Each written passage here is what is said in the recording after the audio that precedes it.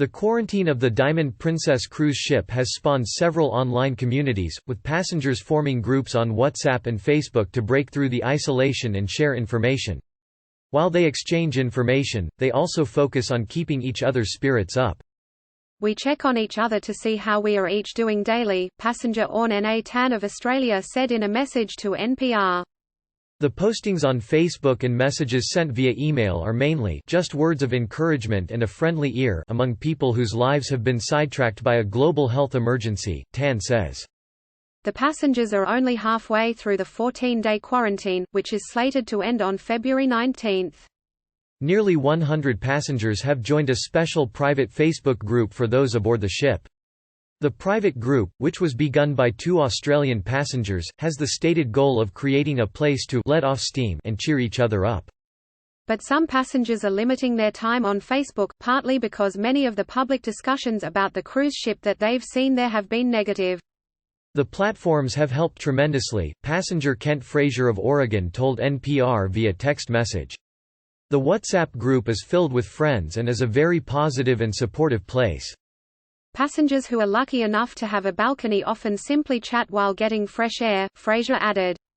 With many of its guests trapped in their rooms except for brief turns on the deck, Princess Cruises has widened internet access and increased entertainment offerings on the ship's TVs. The Diamond Princess staff is also making videos to distract the passengers and help them exercise, with segments that range from quizzes and napkin folding to a dance and stretching class led by the onboard fitness instructor. One of the most popular in-house TV offerings has been the Magic of the Day show put on by magician Sunny Chen, a native of Taiwan who is among those quarantined. "Thanks at Sunnychan Magic for putting effort to show us amazing magic, my son loves him," passenger Yardley Wong wrote on Wednesday. She later added, "Sunny is so good.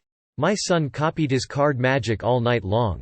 Chen is posting video updates to his own Facebook page. And he says the roughly 20 Taiwanese who are on board have formed their own online group, which he describes as a place for them to support each other.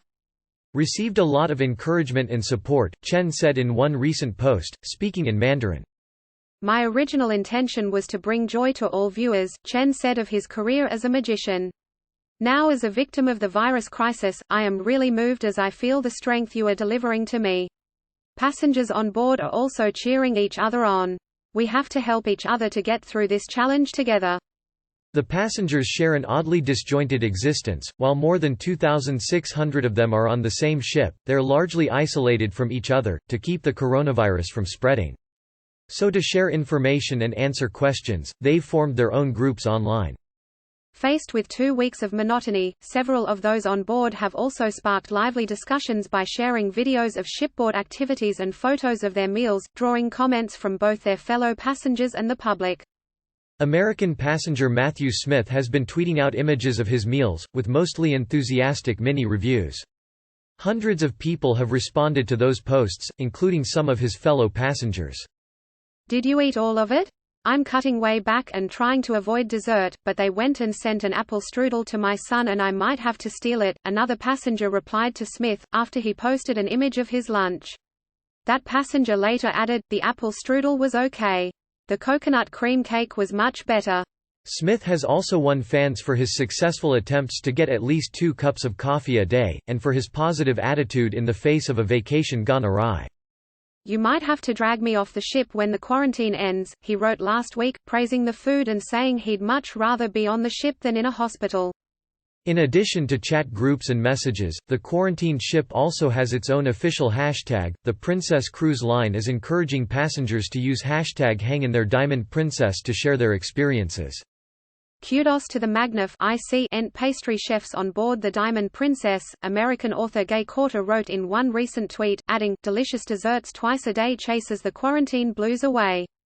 Some passengers are also using the hashtag to highlight their concern for the crew members, who are working through the quarantine, supplying food and clean linens to passengers all over the ship while they also try to avoid being infected by the virus. "Most are working longer hours now that they are in different roles," a passenger named Shannon wrote. "They are also living in cramped quarters and are most susceptible to the virus. Please pray for them." In a sign of the crew's responsiveness, Shannon posted a tweet on Monday in which she wished for a bottle of Sriracha hot sauce. On Wednesday, she celebrated the arrival of the iconic rooster-adorned bottle by posting a photo and the caption, "Sriracha prayers have been answered." The Diamond Princess quarantine is slated to end on February 19. But with dozens of new cases emerging since the initial screening was completed, health officials say anyone who was in close contact with a coronavirus patient must go through an additional quarantine. 39 more people on the ship have been diagnosed with the deadly coronavirus since Tuesday, Japan's health ministry said Wednesday.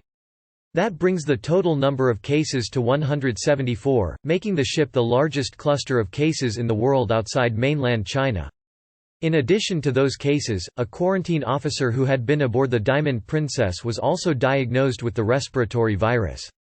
Anyone who gets sick is taken off the ship and transported to nearby hospitals, a process that many passengers have also documented online. While the ship's passengers are using phones and other gadgets to talk with each other, they're also getting encouragement from the outside world. In one unique example, a resident of Wuhan, China, the city that has been identified as the epicenter of the outbreak, wrote to apologize to a Japanese man who is a passenger on the ship and who has been posting updates on Twitter. "Thank you for sharing pics and information to us and sorry for influencing you in a negative way. I am a student from Wuhan, China." Jinglu said via Twitter, adding, "Hopefully you will be free and go back home earlier. Best wishes." "You do not need to feel bad," replied at DAXA_TW, who told NPR that he prefers not to use his real name online. In his reply to Liu, he added a smiley face. NPR's Jingyan Huo contributed to this report.